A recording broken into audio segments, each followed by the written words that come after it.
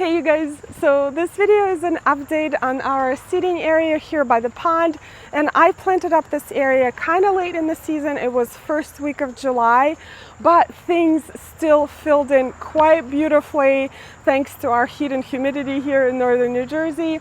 I'm especially impressed with the elephant ears. And actually, you know what? Let me show you up close just how big they got. All right, you guys, it's a little windy here right now, but just look at this leaf. These are almost as big as the ones that I have in the ground in the sidewalk border. And if you remember the video when I was planting them in these pots, half of these pots are filled with weeds and some mulch, and only the top is filled with actual potting mix because I was trying to save on the potting mix. So I created a compost in these pots, and I did not fertilize these plants even once, and still look how well they did. So one of the problems that I had this year, because we are actually in the drought conditions right now, we haven't had rain in over a month. For the very first time, I had spider mites on my elephant ears, and I do not have a lot of experience with spider mites. So the one thing I did, I sprayed them with Captain Jack's dead bug, and I started misting them with water almost every day because spider mites really do not like moisture and high humidity. And because we're so dry right now, they've just been proliferating. And it's actually helped. I removed all of the diseased leaves, and ever since I started treating these plants, they look a lot better. You have to be careful what you use on spider mites. For example, carbaryl, which is the main ingredient in 7. Some studies show that spider mites even get stronger after you apply carbaryl. So things like keeping the humidity up, having some sort of misting regimen really helps. And I do have irrigation here for these pots, but I would come out every single day and try to mist these elephant ears. Here are some other elephant ears that I have in here. This is Hawaiian Punch. This is Mojito, my favorite. This is Black Coral, that is nearly black in color. And this is Heart of the Jungle. Beautiful purple stems, coffee cups right here. Also, an update on that hydrangea that Michael accidentally pruned because he thought it was a forsythia. Someone said it was going to bloom anyway, but unfortunately I do not see any buds. I don't think it will bloom this year. Another development, the water lily finally bloomed. It is unfortunately closed right now because they close after lunchtime, but I will post a video what it looks like when it is open. It is so beautiful. And the reason I don't have more flowers here is because there's not enough sunlight, unfortunately. Another thing that I'm doing wrong that water plants generally do not like is, you see that water bubbler here? I'm creating a lot of disturbance on the water surface.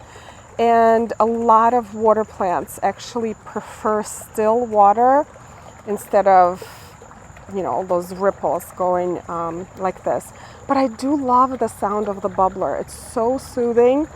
So it's kind of like a compromise. You know, the plants are doing kind of okay, and I get the sound of the water.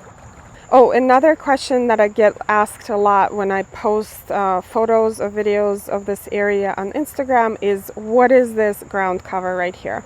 And this is bugleweed or ajuga, and it works great in this area because it is surrounded by all these hard surfaces, so you cannot quite escape from here. But it works wonderful as a ground cover, as a weed suppressor. It blooms with beautiful blue flowers in the spring. And I have been trying to replace the grass that I had right here. That is not working. That was not a great solution for the space. So this area was already replaced, and now I'm slowly just going to replace this area as well. And I'm just using my own bugleweed and removing the grass and planting it over here.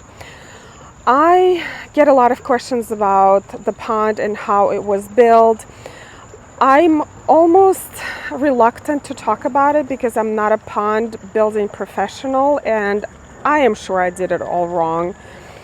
But the quick story is I wanted an L-shaped pond and there were no form for an L-shaped pond. So what I did, I bought two rectangular shapes right here and I cut them up on this side and I glued them in this corner.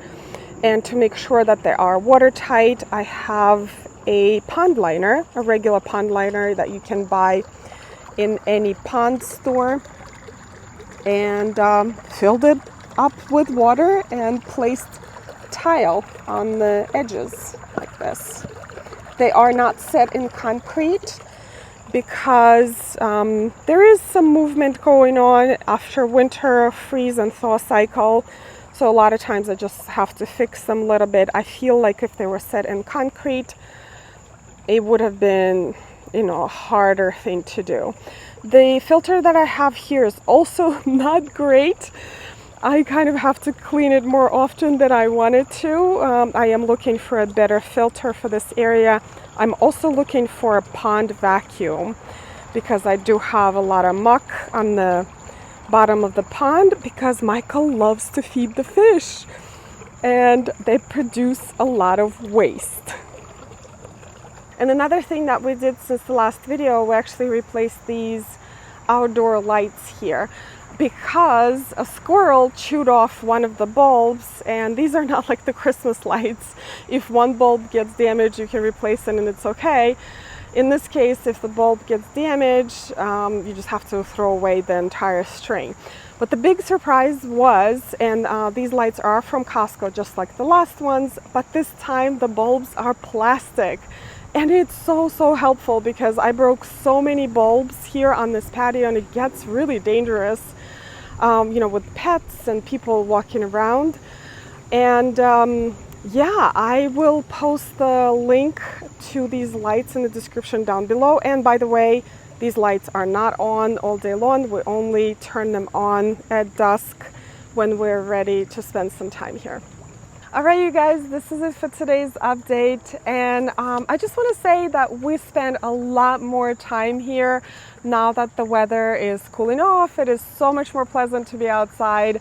In fact, we had some friends visiting from New York City last weekend, and they were here for 10 hours. They just did not want to leave. We kind of had a lunch flow into dinner time, and they just enjoyed being in the setting, being outside. So yeah, we just love it here. Anyway, thank you so much for watching this video. I hope you enjoyed it. I hope you learned something new, and I will see you in the next one. Bye.